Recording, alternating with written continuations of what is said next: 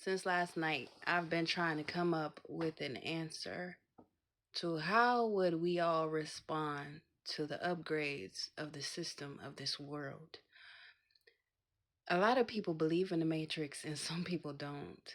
But let me break it down to you for the ones who don't believe in the Matrix. Let me break it down to why those that do call it the Matrix, because those that do understands, like I was telling you in part 1, that everything is electricity is alive, and if we aren't even connected by blood, you better believe that the very same electricity that is floating through the air or floating in the water is floating through us.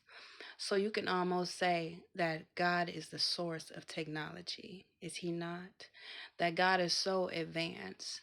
God is like a cloud, right? Get it?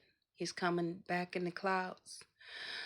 See, so everybody interprets the Bible a different way, but me being a logical thinking kind of person, and also I guess me going to school for computer technology, I understand the computer world a little more profound than others. So I said that this world is the matrix, because if electricity is running through every living thing in this world, then we are connected to a computer. We are like a computer. This whole earth, everything in it is like a system, a computer system. And just like a computer is connected to the cloud, this big old room full of computers put together, almost like the mind of a computer, then everything in this world that has electricity flowing through it is connected to God, uh, who is above the firmament, right? Who is like in the clouds. But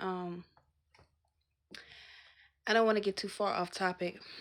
If everything is like a computer system, then we have to understand that as technology advances and upgrades in this world, the human will almost feel obligated mentally, subconsciously even, to subscribe to the upgrades of the technology in this world. So while the human is upgrading alongside the technology, my question was, how would that affect us? How would that affect those who are having a hard time evolving or getting with the times, so to speak? So I attempted to do my research thing. And did I come up with anything? Of course not. But I did come up with a few things that would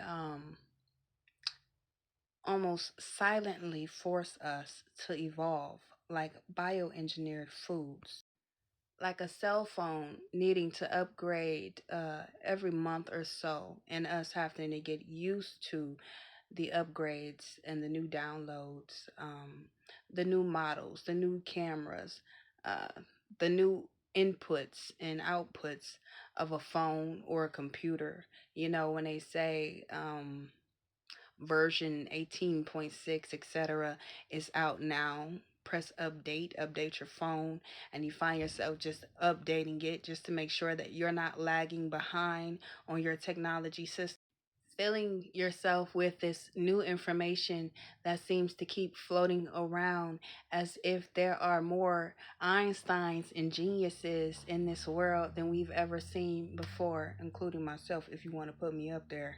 These are all silent, tactical uh, enforcements on the cognitive development that we're unaware of, that we're actually going through downloads and silent upgrades. So you see, even if you're unaware that you are evolving, you are evolving. And again, my question is, how would that affect us?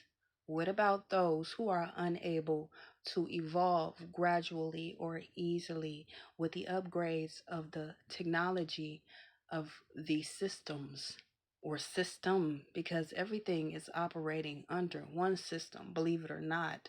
No computer is smarter than a human. Somebody had to build that system, like God built our foundation. But what about those who are having a hard time evolving? So the only thing I could come up with is think of everything like a computer system. What happens When something in a computer system is out of place, what does a computer identify that as? A virus. And when a computer identifies a virus, what is needed to be done? A sweep. And when a computer sweeps a virus out, it is getting rid of something that distorts the system. It is getting rid of something that does not work with a new upgrade. We can all come up with the worst conspiracy in the world. We can call it prophecy. We can call it a coincidence. We can call it nature's work. But what if everything is actually run by God, overseen by God, and God is just a system that just cannot be controlled? It's a well put together system. Understanding the mind of God and how God works and how God system is ran. And you can almost say that God is a computer, the head computer, the source, the cloud.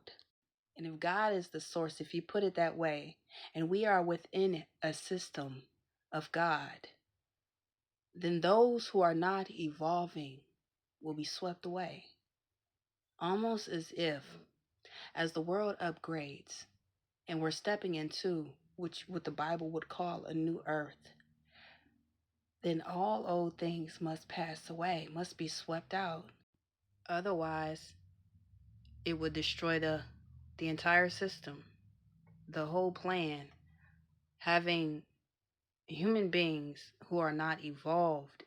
When God said that every knee shall bow, he meant that. You are either going to upgrade and praise God and get with the times of the new technology and the new human being, light, love, because wickedness would be like a virus. Anything sinful or wickedness would disrupt the new system and it will be swept away. If your heart space isn't changing, if your mind isn't evolving, if you're not eating healthier, if you're not thinking more clearly, these are just examples. I'm not saying go out and try to be the best you can. I'm just saying theoretically, I've seen so much death, so many disasters in this world, as if the system is doing a sweep, as if God is doing a sweep of viruses, things that are stuck, stagnant, and not evolving to where He wants His new system to be. Almost like this new fancy technology out here. Think about